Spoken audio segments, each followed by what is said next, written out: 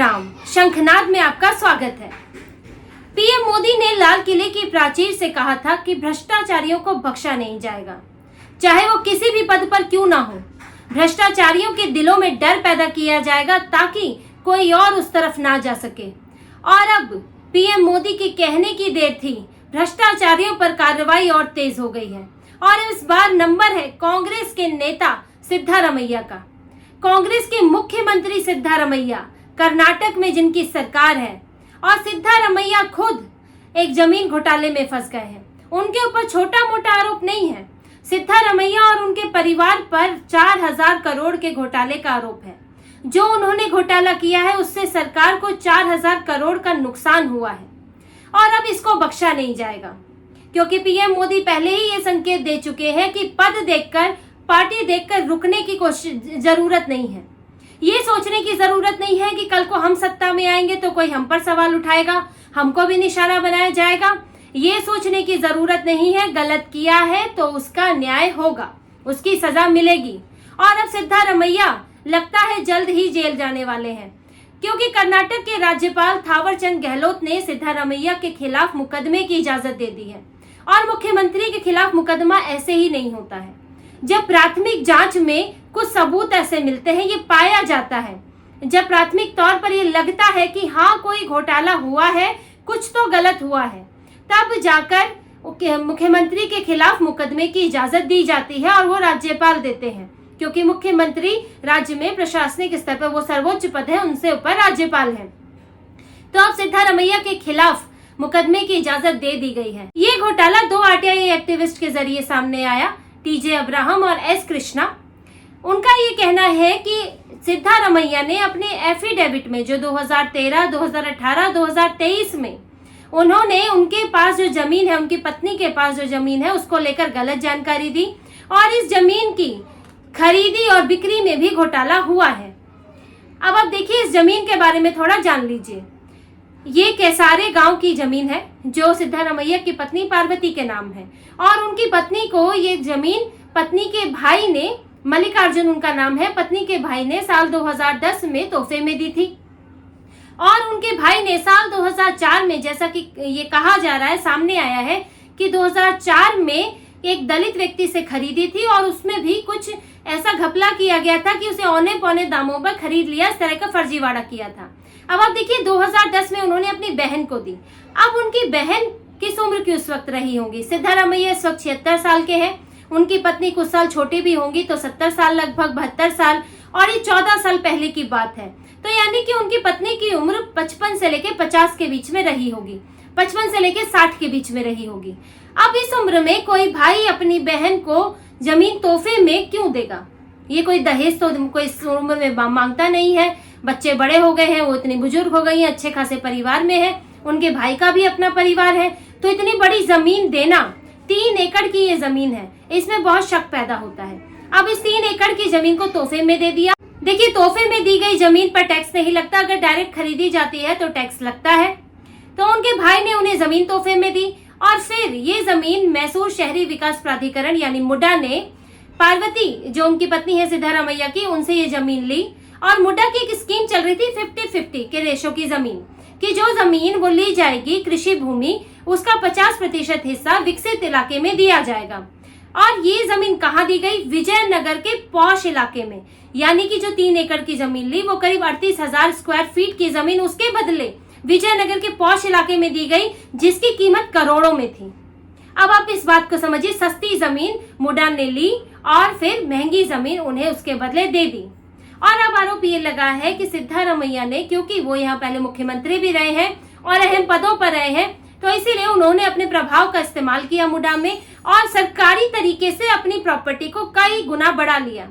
और इस बात का सवाल इससे भी उठता है कि उन्होंने 2013 के एफिडेविट में अपनी पत्नी के नाम पर इस जमीन का कोई जिक्र नहीं किया। ये बताना होता है कि मेरे नाम पर, मेरी पत्नी, बच्चों के नाम पर क्या है। बच्चों का ना भी बताए तो पत्नी का बताना ही होता है जब आप चुनाव के लिए नामांकन करते हैं उस एफिडेविट में।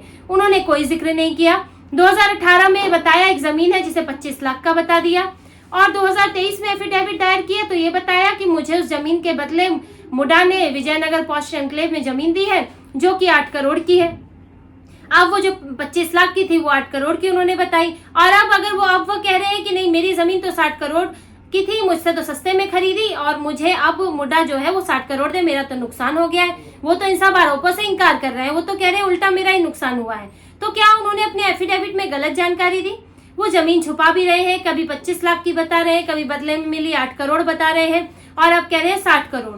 तो इसमें बहुत झोल है। और इस बात का भी झोल है कि मुड्डा ने 50 जो रेशो है, 50-50 का रेशो है, उस स्कीम में भी बदलाव किया था, जबकि वो स्कीम पहले रिजेक्ट कर दी गई थी। तो क्या वो बदलाव इसके लिए हुआ था? अब इस पूरे मामले की जांच होगी और मुकदमा चलेगा सिद्धारमैया पर। और बहुत संभव है कि इस मुकदमे के दौरान अगर कुछ चीजें और ठोस आती है तो उन्हें सीएम पद से इस्तीफा देना पड़े या फिर जेल जाना पड़े।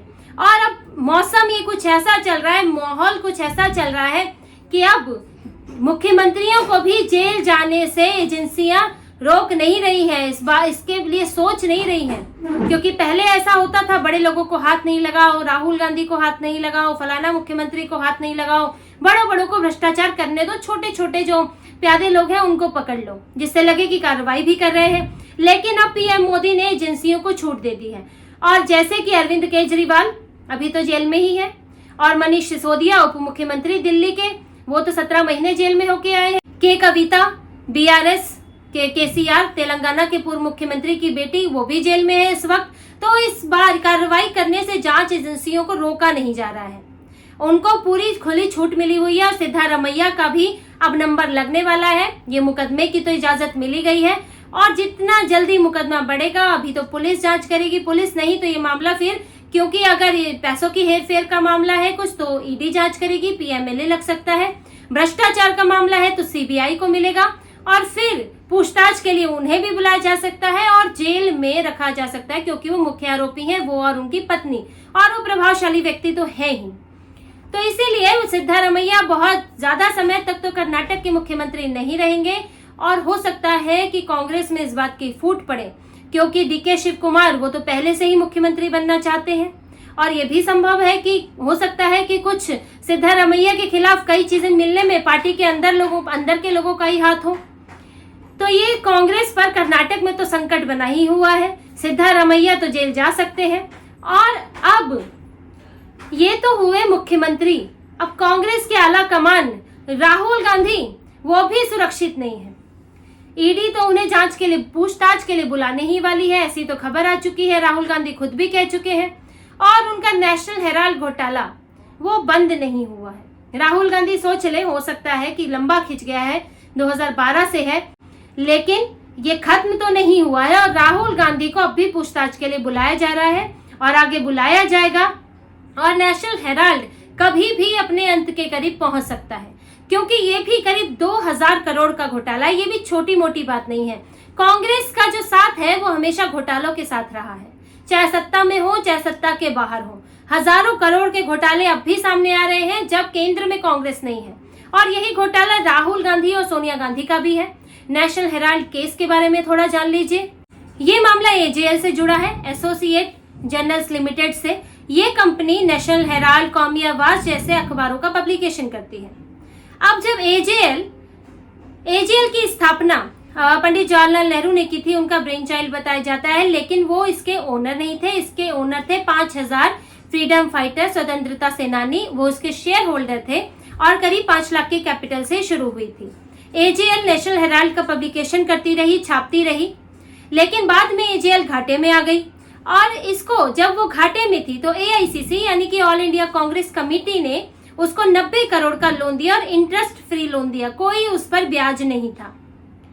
अब एआईसीसी के बारे में जान लीजिए कि वो पार्टी है, कांग्रेस का संगठन है, वो किसी की निजी जागीर नहीं है, सोनिया गांधी राहुल गांधी की जागीर नहीं है। एआईसीसी को चंदा मिलता है और एआईसीसी के जो उसमें अध्यक्ष बनाए गए हैं, उपाध्यक्ष बनाए गए हैं, सेक्रेटरी, जनरल सेक्रेटरी, वो लोग इसके पैसे को लेकर फैसला लेते हैं।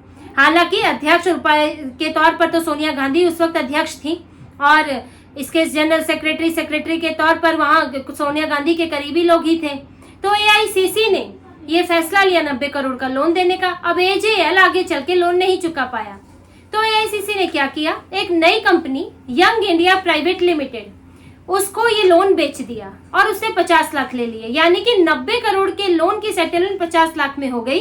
यंग इंडिया प्राइवेट लिमिटेड ने 50 लाख कांग्रेस पार्टी को दिए और वो लोन वसूली उसकी अपने ऊपर ले ली कि अब वो एजेएल से डील करेगा।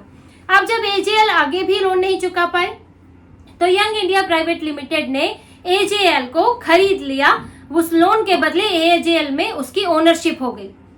अब यंग इंडिया प्राइवेट लिमिटेड के बारे में जान लीजिए। इसकी 76% हिस्सेदारी राहुल गांधी और सोनिया गांधी की है और बचे में मोतीलाल वोरा और इसके अलावा सैम पित्रोदा, यानी कि यंग इंडिया प्राइवेट लिमिटेड भी गांधी परिवार की है और एआईसीसी में जो अध्यक्ष उपाध्यक्ष ये लोग हैं वो भी गांधी परिवार से हैं। और एक इस तरह से यंग इंडिया प्राइवेट लिमिटेड ने एजेएल को खरीद के अपनी पर्सनल प्रॉपर्टी बना लिया। अब आप देखिए, कांग्रेस पार्टी के 90 करोड़ का इस्तेमाल करके लोन दिया और लोन किसे दिया? एजेएल को। और सिर्फ यंग इंडिया प्राइवेट लिमिटेड ने 50 लाख रुपए दिए जो सोनिया गांधी, राहुल गांधी जो डायरेक्टर हैं उनके शेयर होल्डर है उनकी जेब से गए, कांग्रेस पार्टी को गए और उसके बदले में उनको 90 करोड़ एजेएल के थ्रू वापस मिल गए।